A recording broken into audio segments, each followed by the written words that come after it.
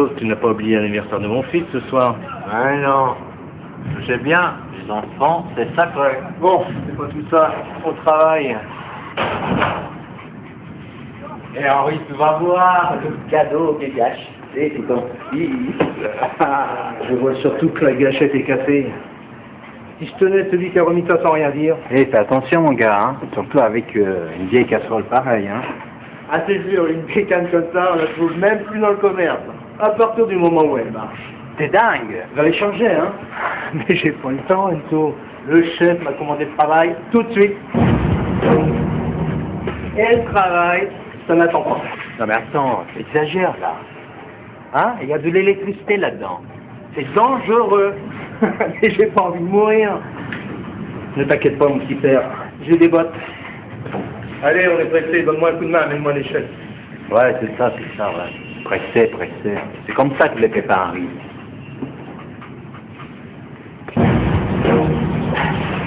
Les travails d'origine électrique continuent chaque année.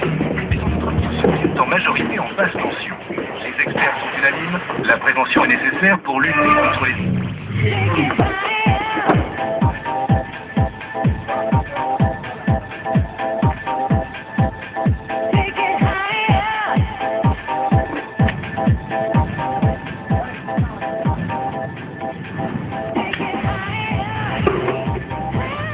Henri, je la mets où? Ici, là, contre le chauffage.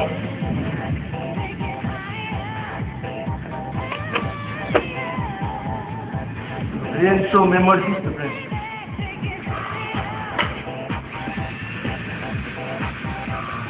Mais... Et Henri, regarde, la terre n'est pas accordée là. Quand je finis ça, Enzo. Attention là. Il arrive quelque chose de grave à Henri. Mais pour mieux comprendre, rappelons d'abord quelques notions d'électricité. Longtemps associée à la colère des dieux, la foudre est la manifestation la plus spectaculaire de l'énergie électrique.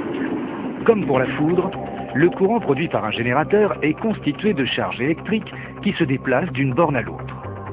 Sur la plupart des générateurs en courant alternatif, l'une des deux bornes est reliée à la Terre.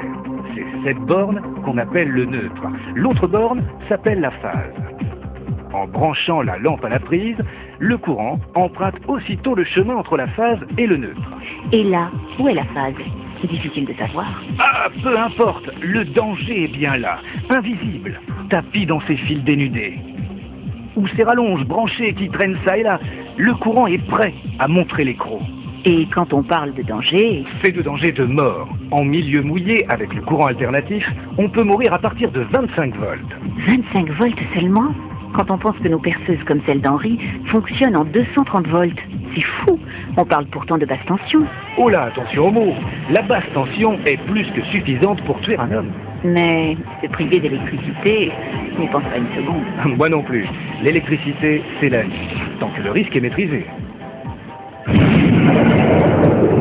Alors, il faut se protéger. Dans les matériaux tels que le cuivre ou le fer, le courant passe facilement. On dit que ces matériaux ont une faible résistance électrique. Ce sont des conducteurs. Au contraire, dans d'autres matériaux comme le plastique ou le verre, le courant ne passe plus. Ce sont des isolants, leur résistance électrique est élevée. Un appareil électrique possède souvent une enveloppe conductrice que l'on touche d'une manière ou d'une autre. Cette enveloppe, on l'appelle aussi une masse. Oui, tout à fait. Relions donc cette masse à la Terre. En cas de contact accidentel entre la phase et la masse, le trajet du courant de défaut passe principalement par la Terre qui est conductrice pour retourner au générateur. Mais si l'homme touche la masse, avec la mise à la Terre, est-il pour autant à l'abri? Oh là, pas si vite. La mise à la Terre ne suffit pas. Il faut en plus un dispositif de coupure automatique que l'on appelle différentiel.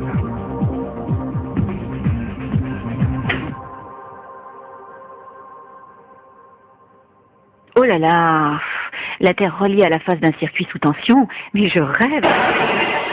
Vert jaune pour la mise à la Terre. Un conducteur bicolore à ne jamais confondre. Oh, que Que s'est-il passé pour Henri? Le ressort de la gâchette cassée a fait contact entre la phase qui alimente l'appareil et la masse de la perceuse qui n'est pas reliée à la terre. Le courant de défaut avait donc rendu l'objet dangereux.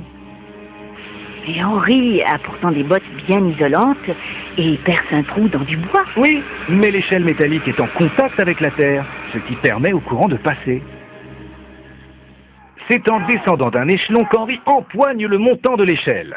Première hypothèse, ses mains sont parfaitement sèches et le courant qui lui traverse le corps provoque un arrêt respiratoire dû à la contraction du diaphragme. Sûrement la mort à partir de 3 minutes de contact. Deuxième hypothèse, Henri a les mains mouillées.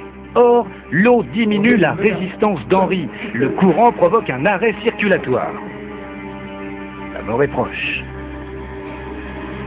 Qui penserait qu'un travail aussi banal que de percer un trou dans du bois comporterait autant de dangers? Pour sauver Henri, Enzo doit d'abord le soustraire au courant. Mais attention, en touchant Henri sans être isolé, il serait lui aussi électrisé. En fait, il coupe le courant au disjoncteur. Il aurait pu aussi enlever la prise ou se servir d'un objet isolant. Ensuite, c'est une question de secondes.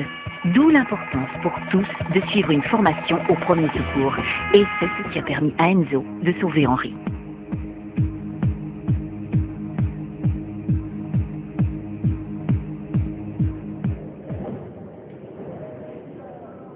Si je vous parle maintenant d'un contact entre un fil électrique dénudé et votre corps, vous imaginez assez bien la suite.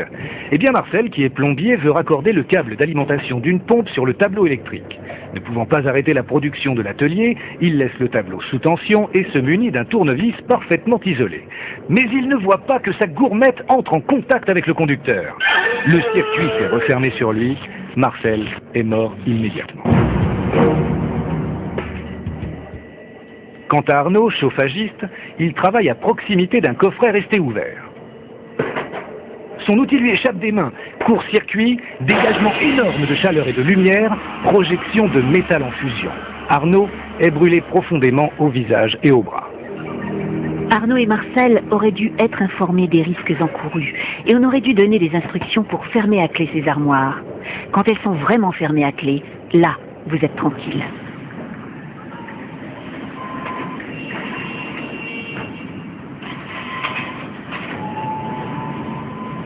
Tiens, l'outil s'arrête. Exactement ce qu'il faut faire, Kader. Mettre hors tension. Ah, est-ce que le câble n'aurait pas pu passer ailleurs? Je vous le demande. Oh non, Kader, pas de bricolage! Hé, collègues, avez-vous prévenu le chef avant de remettre le courant? Non!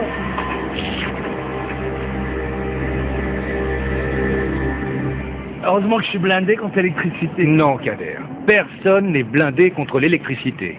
C'est le différentiel à haute sensibilité qui a coupé le courant immédiatement. Mais avant d'en arriver là, protéger les câbles, c'est se protéger. Et c'est protéger ceux qui vont les utiliser derrière vous. Petite remarque en passant, débrancher un appareil en tirant sur le câble, ça n'arrange pas les choses non plus. Oh oh, un faux contact. Pleine d'initiative, Sophie décide de le réparer elle-même. Premier risque, elle coupe le courant à l'interrupteur. Vous pensez que ça suffit? Eh bien non. Résultat, une chute grave. Alors, Sophie? Je comprends pas. J'avais pourtant coupé le courant. Oui, à l'interrupteur. Mais c'est au disjoncteur général qu'il faut couper. C'est le premier réflexe à avoir, même pour changer une simple ampoule. Une inversion anormale des conducteurs, et ça arrive, n'a permis de couper le circuit que sur le neutre. La phase continuait donc à alimenter le circuit. Si bien que Sophie a fermé le circuit entre la phase et la terre avec son corps. Il faut bien comprendre que la prévention passe d'abord par le respect de la réglementation. Certains évoqueront le manque de temps. Je sais, ce n'est pas toujours facile. En ce qui vous concerne, vous êtes des pros. Mais vous n'êtes pas électricien. Vous n'avez donc pas la qualification pour intervenir sur un circuit électrique. Vous risquez tout simplement la mort.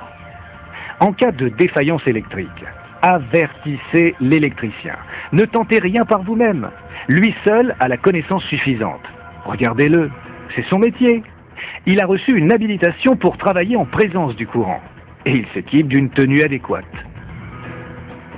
Oui, Henri, tu as intérêt à vérifier périodiquement ton matériel pour ta sécurité. Ah oui, ça, j'ai tout compris. Et si j'ai un problème avec la perceuse, je l'envoie tout de suite à réparer. Et moi, je m'adresse aux responsables. La bonne qualité de l'installation, ça, c'est du ressort de l'entreprise.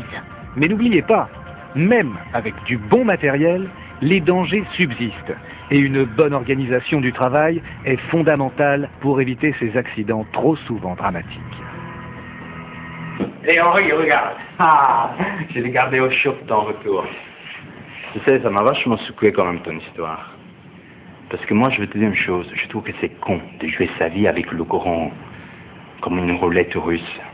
Une fois, deux fois, trois fois. Cling, cling, cling, rien ne se passe. Et puis un jour, boum! Tu laisses ta peau. C'est pas grave ça, mec? Hein? C'est pas grave ça, mec? Hein?